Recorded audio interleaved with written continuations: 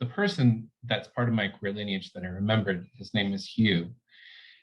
He grew up in somewhere in the Midwest, but had the most affected British influence accent you could possibly imagine, rolling his R's in ways that I'm pretty sure for those of you in the UK, nobody in your country actually does.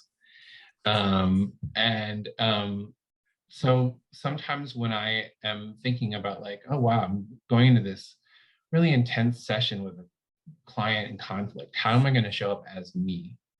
You know, like what part of me is going to come forward, and how do I have the courage to not bring the part that this person is expecting, but the part that I want to bring?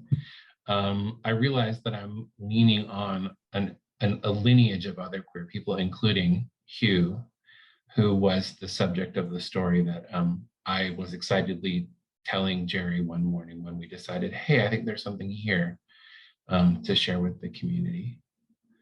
So Jerry, I don't know where you pick up the story from there in terms of what to expect.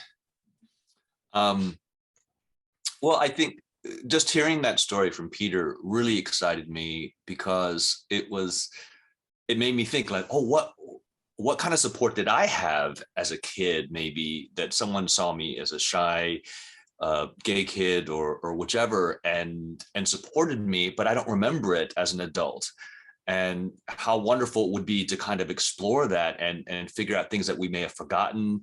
And if no one directly, were there things maybe in media or a book or some sort of figure that is there that we can remember? And then maybe as coaches or just as people, have a very clear, definitive list of that we can anchor back to, that we can say, like, if we're having a bad day, say, you know what, I got this resilience from this, or this strength. And in that same way, kind of reframe any of our gay specific struggles, and rather than allow ourselves to be defined by those, see maybe what gifts we may inadvertently gotten out of it, maybe deeper wisdom, more empathy, more compassion, more understanding.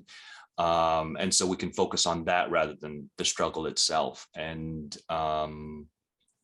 yeah, and so that really made me excited. And then we started talking about it and decided to put a workshop together. And hopefully, I'm also hoping that by going through this process, it could be a tool or a perspective that you can also use with your clients in getting them to feel more resilient and focus more on their strengths and gifts.